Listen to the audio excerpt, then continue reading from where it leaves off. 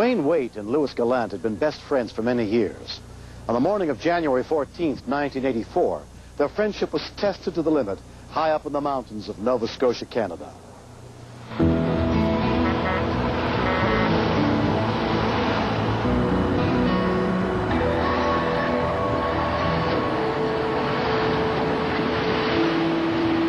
Early on that winter morning, at the Irving Big Stop truck stop, Louis Gallant spotted a familiar face when he stopped for breakfast.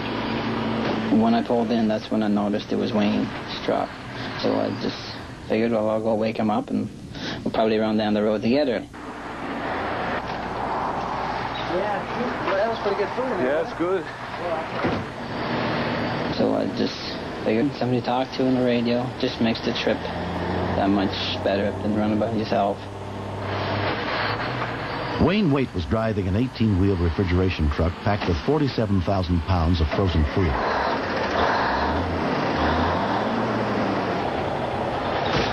Louis' flatbed semi was hauling 33,000 pounds of steel.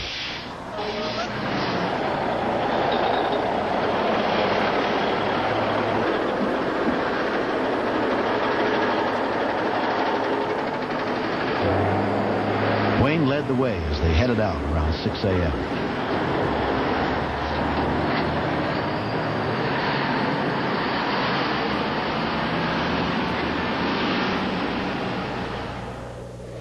Though they both drove for the same company, it was the first time they had ever driven this road together.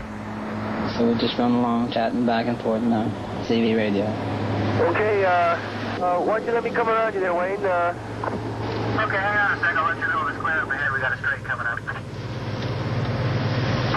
Okay, yeah, looks pretty good. If you want to come around, make them on.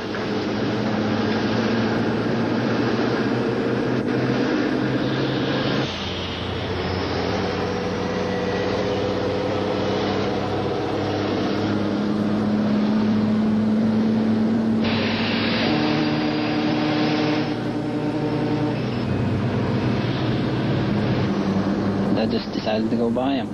I don't normally do that. It's just something I don't know. Just done it that day. Oh, now there's a first time for everything. I've never had to look at your tail lights before. As soon as the vehicles get to the top of the mountain, they're approaching a grade that they have to slow down, use lower gears. They have to approach 180-degree turns, and it's a very treacherous mountain that they have to come down on.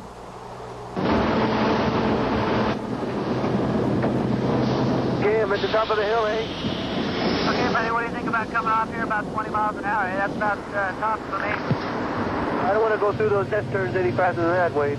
Yeah, me neither. We'll just take her down here easy, yeah? I'll get back to you in a minute. I'm going to check the brakes, see how they're doing.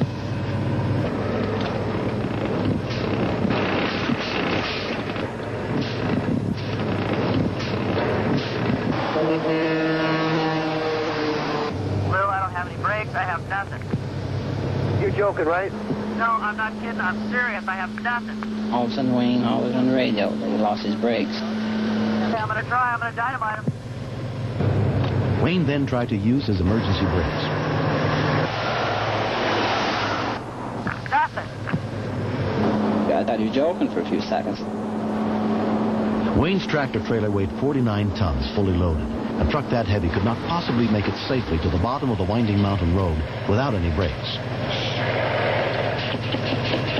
Oh, I tried to drop a gear and it's not holding, and I'm going to have to pick it back up again.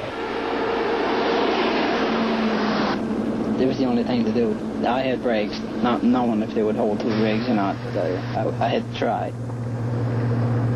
Less than a mile ahead was a stretch of road with enough straightaway for Louis to attempt to use his truck to stop Wayne's. It was their only chance before they reached a curve so sharp it would be impossible for Wayne to maneuver without brakes.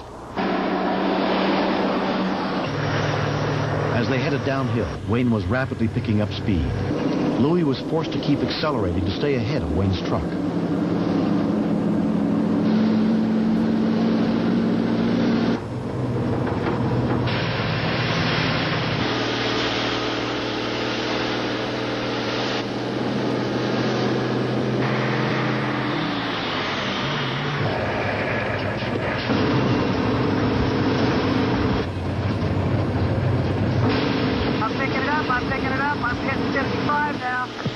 Stay with the rig, Wayne. Stay with the rig.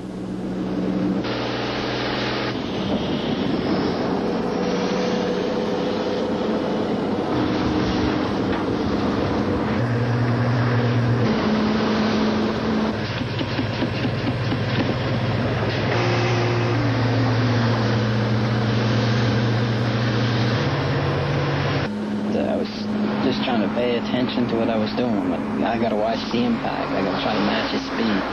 I knew the danger of the turn, so hoping and praying, I guess, that, yeah, you get stopped before the turn.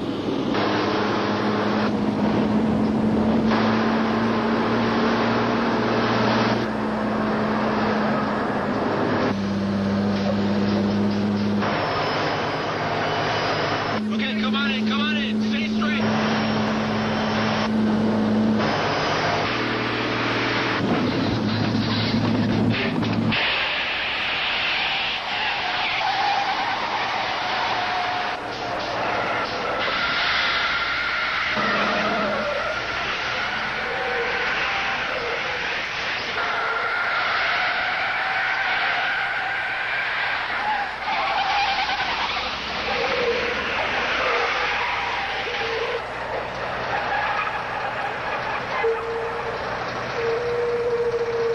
The two trucks came to a stop less than 500 feet from the curve. Louis Gallant escaped without any injuries. His friend, Wayne Waite, had only suffered a few bruised ribs. I thought it was all over. This was my last trip. Because at that mountain, if your brakes hold one vehicle, you're thankful, because it is a treacherous mountain. 7 years later, Louis and Wayne and their families have become close. I knew I had one chance of saving him. And I just wanted to do it right. I didn't want no mistakes. If he would have hit it in an angle, like lost control somehow, like it would have probably took me out too. He was a friend before that, but he's a special friend now. It's quite an experience. You never forget. It's once in a lifetime. You never want it to happen again. Wayne still drives semis for a living, but 3 years after that day, Louis retired from trucking.